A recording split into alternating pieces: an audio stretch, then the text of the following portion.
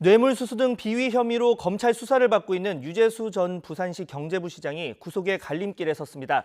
어제 검찰이 영장을 청구해서 내일 실질 심사를 받게 되는데요.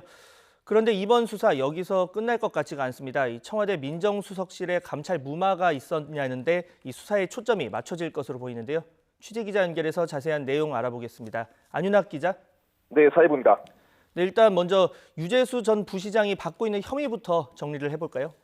네, 검찰이 구속영장에 적시한 혐의는 모두 세 가지입니다. 뇌물수수, 수뢰 후 부정처사, 그리고 청탁금지법인데요.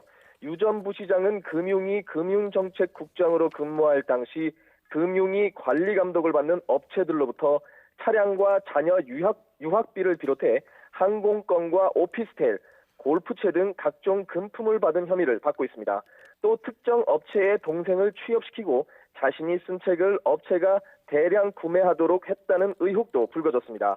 유 전 부시장은 금품의 대가로 해당 업체가 금융위 표창장을 받도록 하는 등 편의를 봐준 것으로 검찰은 보고 있는데요.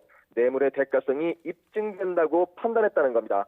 이른바 김영란법, 청탁금지법이 시행된 2016년 9월 이후 뇌물수수 혐의를 받는다는 점에서도 검찰 안팎에서는 유 전 부시장의 혐의가 가볍지 않다는 분석이 나오고 있습니다. 네, 이런 가운데 유 전 부시장의 구속 여부 내일 판가름이 난다고요? 네, 그렇습니다. 유 전 부시장의 영장 실질 심사는 내일 오전으로 잡혔습니다. 앞서 검찰은 지난 21일 유 전 부시장을 피의자 신분으로 불러 조사했지만 금품의 대가성은 부인한 것으로 전해졌습니다. 이에 따라 이 대가성 입증 여부가 내일 실질 심사의 핵심 쟁점이 될 것으로 보입니다. 다만 검찰이 유 전 부시장에 대해 추가 소환을 하지 않고 소환 조사를 한 지 불과 닷새 만에 구속영장을 청구했다는 점에서 검찰이 혐의 입증에 어느 정도 자신감을 내비친 것 아니냐는 해석도 나옵니다.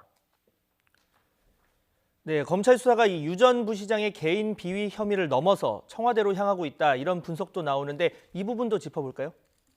네, 유 전 부시장 의혹은 검찰 수사를 받기 전에 청와대 특별감찰반이 먼저 첩보를 입수한 것으로 알려졌습니다. 하지만 어찌된 일인지 별다른 징계 조치가 내려지지 않았고 유 전 부시장은 금융위를 나와 더불어민주당 몫의 국회 전문위원으로 그리고 부산시 경제부시장으로 사실상 영전을 거듭했습니다. 이 때문에 나온 게 청와대 특감반의 감찰 무마 의혹입니다.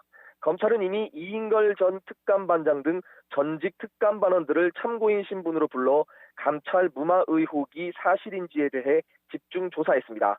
감찰 무마 의혹과 관련한 핵심은 당시 민정수석이었던 조국 전 법무부 장관의 개입 여부인데요. 앞으로 검찰 수사도 감찰 무마 의혹의 실체와 실제 있었다면 그 윗선은 누구인지를 캐는데 초점이 맞춰질 것으로 보입니다.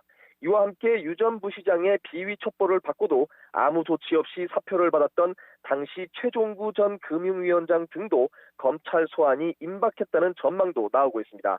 지금까지 사회부에서 YTN 안윤학입니다.